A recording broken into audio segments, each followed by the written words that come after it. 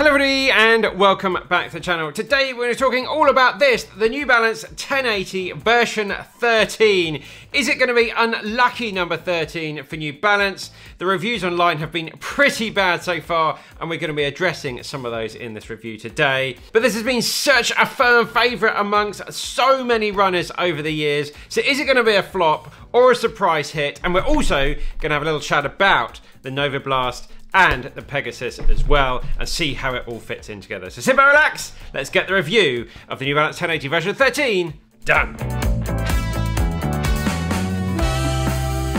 First things first, we're going to have a chat about the changes from version 13 versus version 12. So they've increased the stack height and you've got a lot more foam in here of this Fresh Foam X.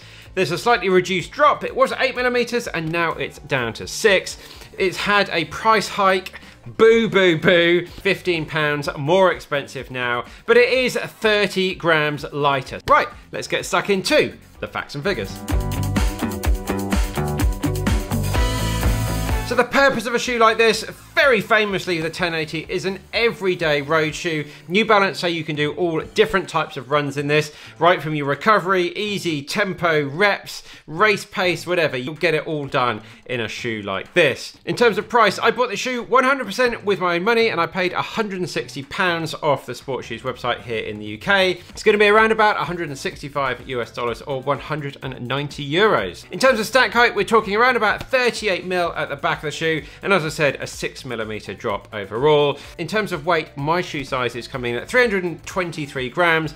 My version 12 was 353, so a nice little weight decrease there. It's a neutral shoe. In terms of the upper of the shoe, you've got this lovely mesh engineered upper. New Balance are calling this a second skin, apparently. The midsole, we've got this Fresh Foam X cushioning here, very, very soft. There is no carbon plate in this shoe, and the outsole on the bottom of the shoe, you've got this endurance rubber outsole for increased durability in the high wear areas, as New Balance are saying. The grip on here is pretty good. We've been testing this in some not great conditions. That part of the shoe is getting a big tick from me. In terms of different widths available, it depends where you live in the world. In America, they've got 4 different widths available. In Europe at the moment, you've only got 2, standard and wide. That's at the time of filming. That might well change later on down the line. We'll have a chat all about this width problems later on in the video. In terms of the colors, you've got 6 in America, 5 in Europe. I went for this quite nice blue colorway. Let me know, what do you think of this colorway? And finally, it was true to size for me in my regular UK size 12. Right, let's get stuck into the likes. Now, my first like with the shoe, it is supremely comfortable. This lovely upper just hugs your foot down really quite nicely. No overheating issues, though we are running in quite coldish conditions at the moment, around 5 to 7 Celsius at the moment. No hot spots, no rubbing, really good lockdown at the back of the shoe, no Achilles issues, really nice and soft and squishy round here, no heel slipping, just all round very comfortable, and that's running, walking, just wearing it in day-to-day life. It's been a very, very comfortable shoe. My second like with the shoe is its lightweightness. Yes, it's had a really good weight decrease, which is really nice to see in modern day 2023 running shoes, but you really do notice that when you're out and about. To be fair, it does feel even lighter than the 323 grams it's coming in for me. My third like is it's a really nice shoe to be running in at your recovery and easy run paces. The foam here is very, very soft. And for those paces where you don't want to be going too fast, it really is quite pleasant to be running in. It's a really good option, yeah, for someone looking for that recovery shoe, or also someone that's maybe working in retail, you're on your feet all the time. Right, let's get stuck into the negatives. Now, my first dislike is all about the width of the shoe. I've got this in standard and I have fairly narrow feet. And it's okay for me, but if you've got regular feet, you're really going to have to get the wide option here. This is where some of those negative reviews coming in. It is definitely on the narrow side.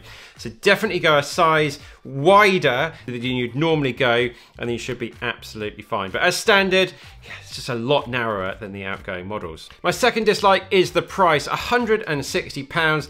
it's just too expensive versus some of the competitors. For 135, you can get a Nova Blast.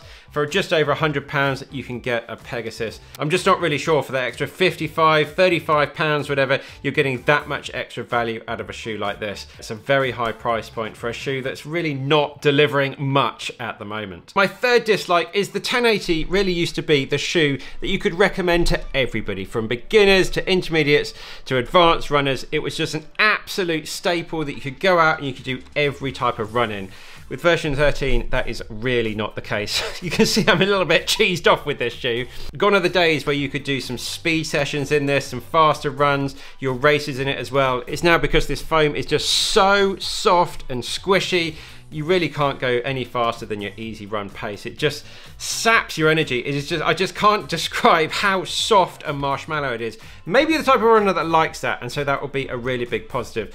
But you just feel like you're absolutely melting into the pavement as you run. And I'm looking down at my watch thinking, I'm putting in around about 420k effort here, and my watch is saying 435s. For me, it was just around about that 15 seconds a k slower than I was expecting, slower than I'd run in a Nova Blast or a Super Blast or some pretty much any other shoe. It's just so soft, and with that softness goes the stability. Going round corners in this just doesn't have any stability. It just all sort of rolls over like that. So stability's gone, and then obviously no responsiveness as well. As soon as you want to get that turn of speed and pick up the pace, it's just lagging behind you, and you just feel like you're having to work so much harder. I just don't really understand where New Balance have gone with this foam. It is so unbelievably soft, softer than the More 4, which is their standard recovery run shoe. It really hasn't been much fun to be running in, to be perfectly honest. So let's have a quick chat about all these 1-star reviews that are appearing on various websites. The first one, they're complaining it's so narrow. Yes, it really is narrow, and you do need to get that wider fit. At launch, when a lot of these reviews came out, there wasn't the wider fit option, so for a lot of people, it was simply too narrow to run in, so I'd perfectly well agree with that. And the final thing people were moaning about is that cornering stability, and yes, it is really bad. If you're the type of runner that's going to be doing a lot of cornering, some park runs, or you've just got a bit of a wiggly wobbly route, wiggly waggly, I don't know. The kind of route that has lots of corners in, you're really not going to find this shoe much fun to be running in. So yeah, all the 1-star reviews I would have to agree with. So who is this for? Are there any people out there that this shoe will be a good fit for? Well, if you're the type of runner that is looking for a super soft, super plush, comfortable and lightweight shoe, then why not give this a go? As long as you're the kind of runner that's got slightly narrow feet, or you're going to go up to that slightly wider fitting, then yeah, it's going to be okay. But believe me, you're not going to enjoy running very fast in this shoe. So if you're picking up steady pace, tempo pace, threshold, you're really going to want to find another shoe to do this type of runs in.